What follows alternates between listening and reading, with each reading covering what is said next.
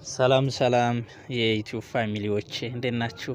እኔ ደህና ነኝ፣ እግዚአብሔር ይመስገን አለሁኝ። ክብሩ ይስፋ። እስኪ ስለ አንዲት ውድና ብርቅ ድንቅ ስለሆነች ሀገር እናንሳ። በዚህ በአረቡ ምድር ሌላው ሀገራት በእስልምና ጎርፍ ሲጥለቀለቅ አንዲት ሀገር ብቻ የክርስትና ሀገር አለችና እሷን ሀገር እስኪ ማናት የሚለውን በዚህ ቪዲዮ አይተን እንመለስ። ቪዲዮ ከተመቻችሁ እንግዲህ ሰብስክራይብ፣ ሼር እና ኮፒ ሊንክ ታደርጋላችሁ ማለት ነው። እስኪ ወደ ቪዲዮ እንሂድ። ብቸኛዋ በክርስቲያን ፕሬዝዳንት የምትመራ አረብ ሀገር ከሀገሪቱ አጠቃላይ ሕዝብ ደግሞ ከግማሽ በላይ የሚሆነው ሕዝቧ የክርስትና እምነት ተከታይ የሚገኝባት የአረብ ሊግ አባልም ሀገር ነች።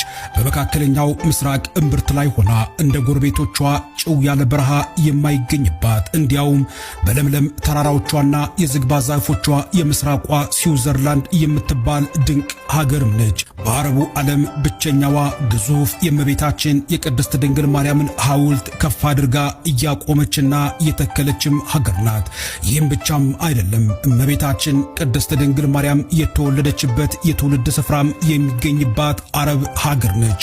ከሌሎቹ የአረብ ሀገራት ብቸኛዋ የተፈጥሮ ነዳጅ የማታመርት ነገር ግን የመካከለኛው ምስራቅ ፓሪስ ተብለው የሚጠሩ ውብ ከተሞች የሚገኝባትም ናት። በተቃራኒው ደግሞ በእስራኤል ጦር እንደ ጋዛ የፈራረሱና የወደሙ ከተሞችም የሚገኙባት ብዙ መልክ ብዙ ባህሪያት ያላት ድንቅ አረብ ሀገር ነች። ለመሆኑ ይህች አስገራሚና ሚስጥራዊ ሀገር ማን ትመስላችኋለች? እስኪ ገምቱ።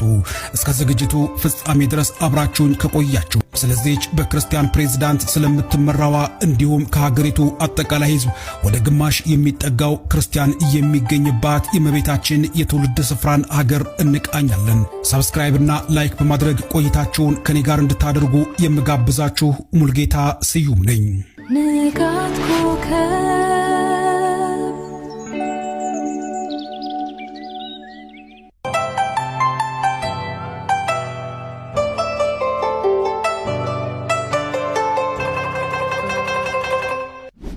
በአረቡ ዓለምና በመካከለኛው ምስራቅ ብቸኛዋ በክርስቲያን ፕሬዝዳንት የምትመራው የአረብ ሊግ አባሏ ሊባኖስ ላይ እንገኛለን።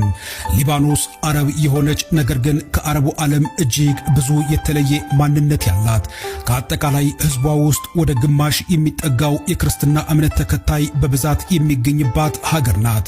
ይህች ልዩ ሀገር በካርታ ላይ ስንቃኛት በስተሰሜንና በምስራቅ በሶሪያ በደቡብ በኩል ደግሞ ከእስራኤል ጋር ትዋስናለች።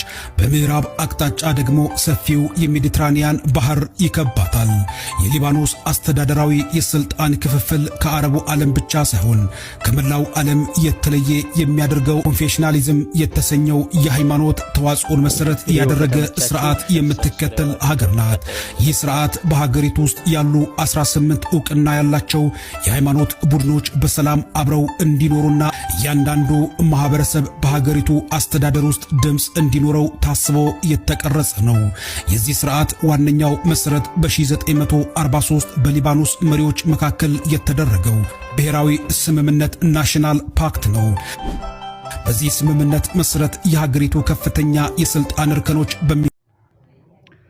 ዋው እንዴት ደስ የሚል ነው! በማርያም ያው የምታውቁት ታውቋታላችሁ፣ የማታውቋት ግን እንደው በአረብ ሀገራት ውስጥ እንደዚች አይነት የክርስትና ሀገር አለች ብላችሁ አስባችሁ ታውቃላችሁ? እንደው ለማያውቅ ሰው አይመስልም አይደለ? እና እንዲህ አይነት ሀገር አለች። ቪዲዮ ከተመቻችሁ ሰብስክራይብ እና ሼር አድርጉ። ቀጣዩን በዚሁ እለቅላችኋለሁ ማለት ነው።